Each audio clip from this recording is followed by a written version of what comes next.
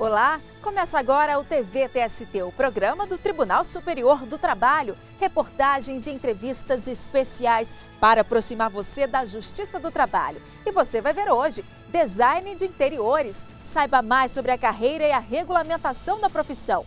Vale Transporte é tema de dúvida do telespectador, é no quadro Caixa Postal. Ministra do TST, Maria Cristina Peduzzi, fala sobre a realidade da justiça brasileira e os desafios enfrentados hoje pelos tribunais. Tudo isso e muito mais. O TVTST está no ar.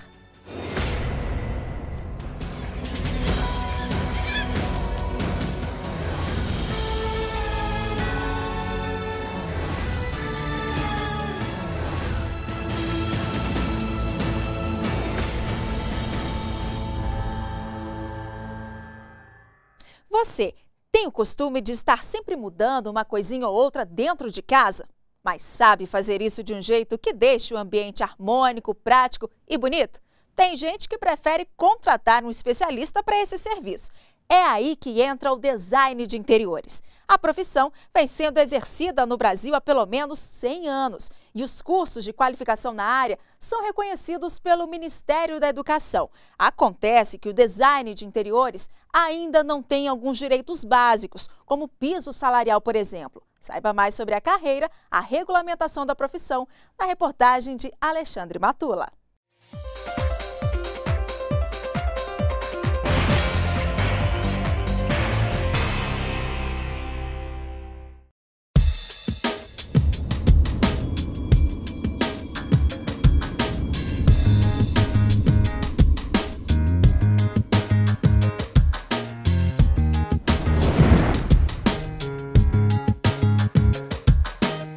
Para deixar o apartamento como queria, Fabiana investiu R$70 mil na reforma e parte do dinheiro foi para um design de interiores que projetou a decoração dos ambientes. Às vezes você compra alguma coisa que não combina com sua casa ou não cabe no quarto, então é melhor mesmo chamar um profissional que tenha a noção exata do que fazer para aquele ambiente. O cantinho da Giovana, de 4 anos, foi transformado. A mamãe coruja disse que o sonho da pequena era ter um quarto de princesa. E aí está. Foi feito a cama, o armário, no painel um detalhe de coroa, o dorsal para a cortina caindo sobre ela. Então foi tudo do jeito que a minha filha queria. Para realizar sonhos, o design de interiores usa o conhecimento adquirido no curso superior, que dura 2 anos. 8 mil profissionais são formados por ano em 189 escolas no Brasil. O design interior são os detalhes, são os ambientes onde a gente vive, a gente sente. Pode até, por exemplo, às vezes eu vou num restaurante que está mal iluminado, com uma luz muito fria. Você tem vontade de ir embora logo, você não tem vontade de ficar. Conhecimento aliado à sensibilidade para desvendar o que os moradores da casa buscam na decoração. A gente tenta captar toda a história da família, como vive a família, porque o objetivo de uma casa é você satisfazer as pessoas da casa. Logicamente, lapidando para se transformar o desejo e a necessidade deles numa coisa bonita, harmônica. E você interpretar esse sonho, chegar num resultado bacana, que o cliente e toda a família fica feliz, isso precisa realmente de muito amor no que faz. Tem que amar, em primeiro lugar, o trabalho de design, que eu acho assim fantástico. Para contratar o profissional que pode mudar o perfil da casa, é preciso estar disposto a investir. O design não tem jornada de trabalho fixa, nem ganha salário mensal, cobra por empreitada.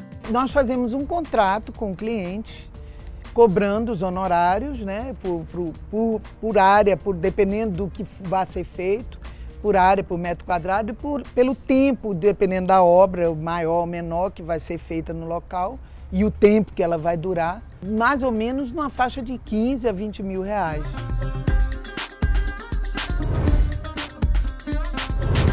Os profissionais têm vitrines para apresentar o trabalho. Todos os anos acontecem mostras pelo país que dão uma boa ideia da qualidade dos designers brasileiros. Esses eventos unem indústria, comércio e prestação de serviços. A nossa equipe viu de perto, em Brasília, o que andam fazendo os designers. Um dos destaques da Casa Cor deste ano foi esta casa aí, intitulada Sob Medida. É para uma família de 4 pessoas e valoriza a identidade brasileira, com o uso de fibras naturais, aço, tijolo e madeira. Todo esse envolvimento de acabamentos, de detalhes, de minúcias, você vai entrar em detalhes de banheiro, detalhes de cozinha, detalhes de quartos. Cada um tem uma personalidade, cada um tem um objetivo, não é? E a gente quis fazer, por exemplo, uma casa que desse opções para a pessoa que ela às vezes tem 3 filhos, ela pode ter essa casa, mas se ela for sozinha ela também pode, se ela tiver muito hóspede, ela tem a opção do hóspede. O mercado no Brasil para design de interiores evoluiu muito nos últimos 30 anos. Isso se deve, em parte, ao crescimento da indústria nacional que atende o setor e que hoje já concorre com as melhores do mundo. De acordo com a Associação Brasileira de Design de Interiores, esse mercado movimenta hoje no Brasil cerca de 60 bilhões de reais. Movimenta a economia e gera empregos. Conhecer de perto o trabalho de um designer de interiores é fazer uma viagem fantástica pela criatividade, pela sofisticação, pelo luxo e, por que não dizer, pela praticidade. Na cozinha pensada para um homem solteiro, que tal portas que escancaram a despensa e escondem o forno e vice-versa, apenas com um empurrãozinho? Quer encontrar os talheres com facilidade? A gaveta é iluminada. E nem precisa fazer força depois de abrir os armários. Basta um toque e a porta se fecha. O designer, inspirado na garagem de um colecionador de carros, para o nosso deleite, estacionou um Bel Air amarelo e transformou o lugar em um espaço meio antigo, meio vanguarda, mas, sobretudo, cheio de estilo. Sonho de consumo de qualquer marmanjo, não é não? Essa combinação do luxo com o antigo, no caso ali do carro, para mim ficou perfeito. É o tipo de ambiente que eu faria na minha casa. Muito bacana.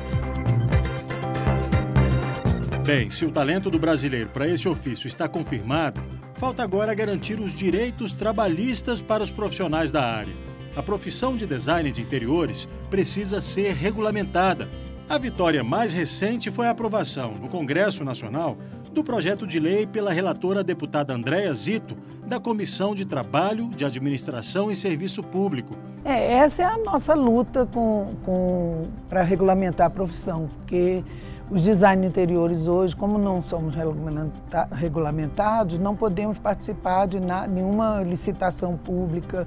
Agora com a Copa do Mundo e com as Olimpíadas que o governo está oferecendo um monte de opções aí de licitações e tudo, os designers interiores estão fora disso porque não têm sua profissão regulamentada.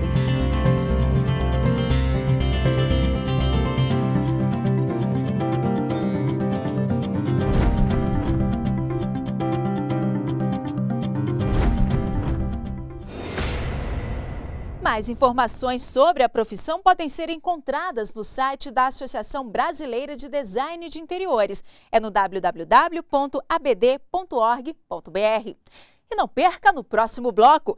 TST entende que adicional de periculosidade não é proporcional ao tempo de exposição ao risco. Não saia daí, a gente volta já.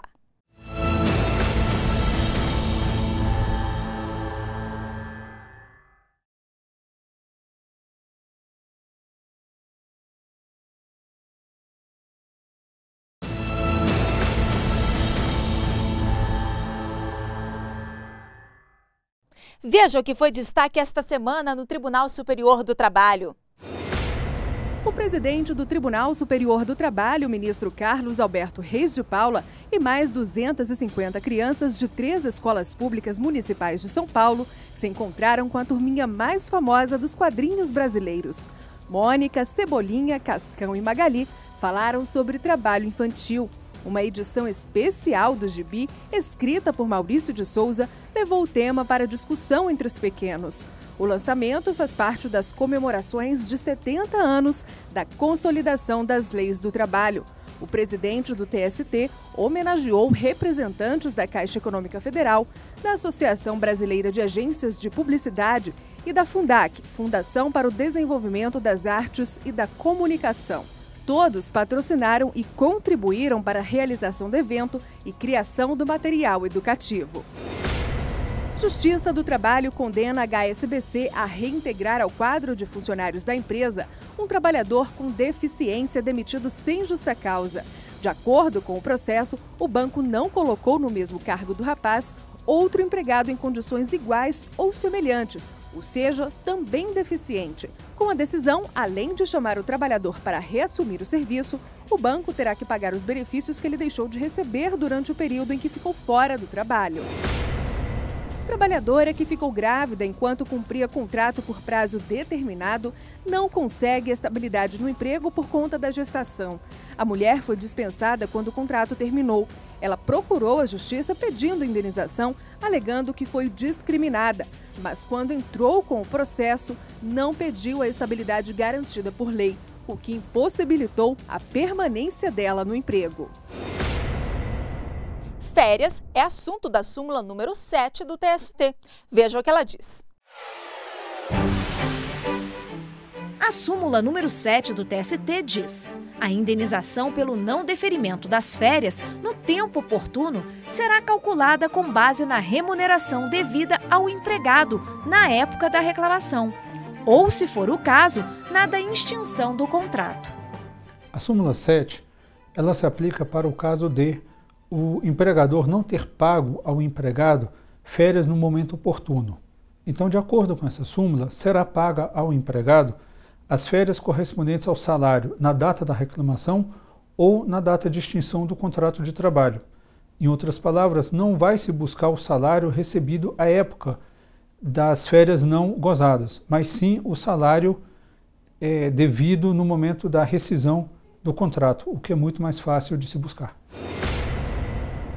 Ministros do Tribunal Superior do Trabalho entendem que adicional de periculosidade não é proporcional ao tempo de exposição ao risco. Esse é o julgamento de destaque desta semana.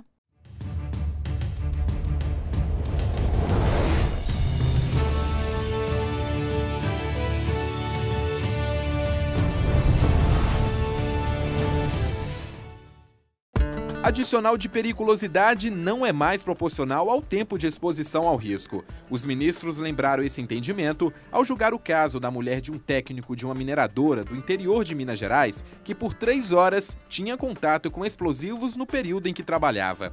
Na Justiça do Trabalho, ela pediu o cancelamento da norma coletiva que pagava o benefício proporcional ao tempo de exposição ao risco. Mas, para isso, precisou convencer os ministros a mudar a decisão das instâncias anteriores que consideraram a antiga redação sobre o adicional. Foi julgado em 26 de janeiro de 2010, quando ainda lavrava intensa dissidência pretoriana sobre o tema, debatido no acordo rescindendo a possibilidade de previsão em norma coletiva de pagamento proporcional do adicional de periculosidade ao tempo de exposição.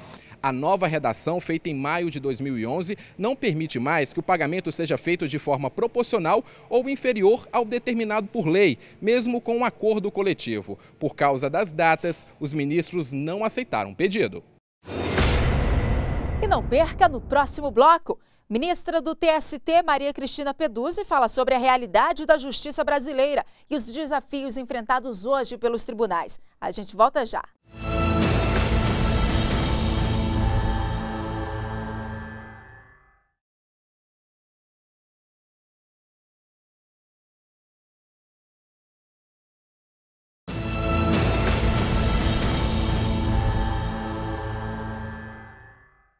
De qualquer parte do país, você pode entrar em contato e tirar as dúvidas sobre a Justiça do Trabalho.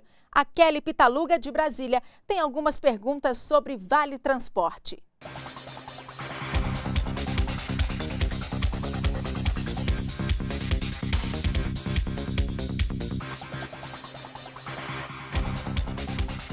O Vale Transporte pode ser pago em dinheiro? A legislação veda o pagamento em dinheiro do Vale Transporte, salvo em 2 exceções, em caso de falta no estoque do Vale Transporte ou problemas de funcionamento do sistema.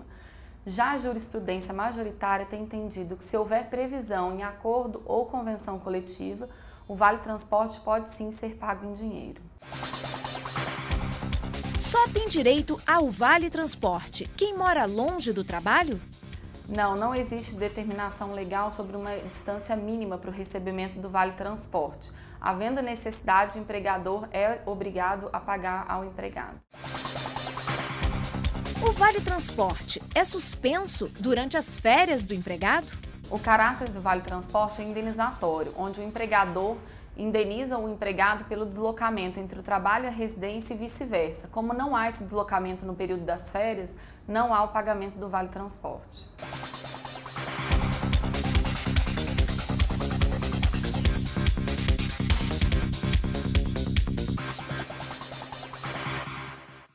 Faça como a Kelly e mande a sua dúvida para nós. O caminho é o e-mail tv@tst.jus.br.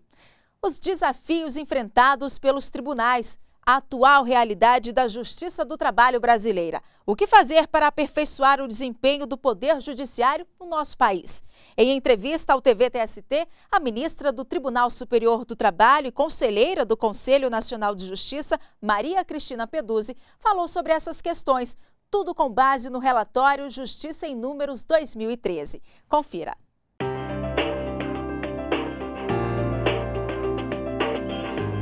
Olha, o relatório Justiça em Números, ele na verdade é uma radiografia, né? Um retrato da justiça brasileira, da litigiosidade, da taxa de congestionamento, porque ele relata, né, com precisão o número de processos que ingressa no Poder Judiciário, né?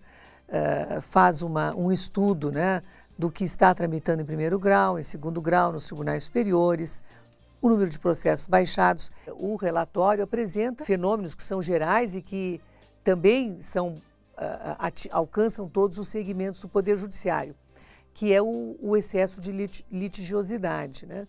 Então foram, como vocês já devem ter visto, foram né, diagnosticados, né, 92,2 milhões de processos em tramitação.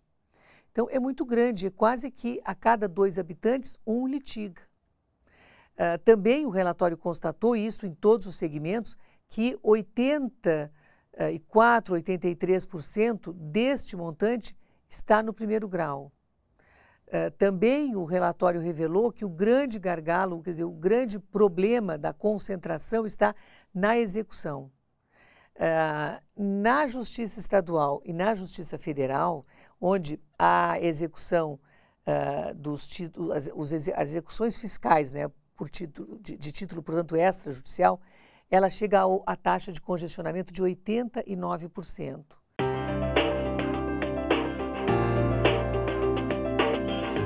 Se verificou um aumento na produtividade dos magistrados em relação ao ano de 2012. Então, o relatório considerou o quadriênio.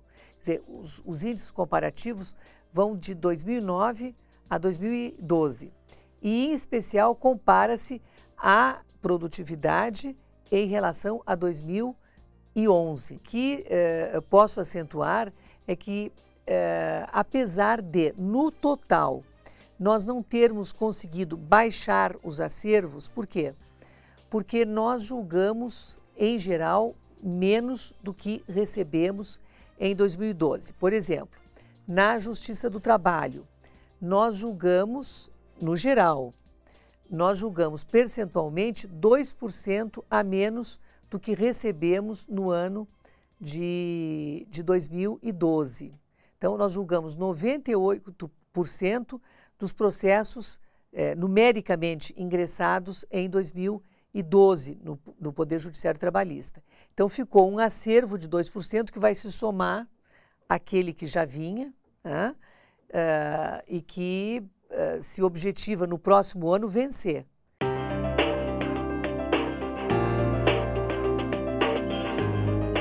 Veja que o estoque é grande, né? O estoque está em torno, nós tínhamos 92 milhões, julgamos 92,2 milhões, julgamos 27,8 milhões, então nós ficamos com 60 e poucos milhões ainda de processos, né? Sendo que desses, eu repito, 83, 84% está no primeiro grau. Hoje, alguns tribunais regionais têm um trabalho assim, muito interessante nesse sentido, que é, antes do processo subir para Brasília, são as partes convocadas para tentar a conciliação, no âmbito dos tribunais regionais do trabalho. O próprio TST também criou um núcleo de conciliação em processos que tramitam aqui. Quando há possibilidade, o presidente pode avocar o processo ou o próprio relator pode também providenciar. Né? O presidente antes da distribuição ou o relator, em processo onde ele acha que é possível e tal, fazer um acordo, ele pode convocar as partes e tentar o acordo. Então, esses mecanismos de conciliação e aí, no caso, não é, também mediação, eles vêm sendo estimulados. A própria lei de arbitragem, ela está sendo revisada agora, está sendo votada, porque nós temos uma de 1996, que está sendo agora também já no processo final de revisão. E nós temos a grande questão, os processos, as reclamações trabalhistas ou os dissídios poderiam ser submetidos, seria válido o juízo arbitral, né? Onde há uma decisão, não é? É diferente da mediação, é uma decisão que a lei diz que tem eficácia de coisa julgada e é um título executivo extrajudicial que pode ser cobrado, né, na Justiça do Trabalho. E o TV TST termina aqui, mas você pode continuar ligado nas notícias do Tribunal Superior do Trabalho pelo Twitter, Facebook, YouTube e em tempo real pelo site tst.jus.br. A semana que vem tem mais TV TST e eu espero você. Até lá!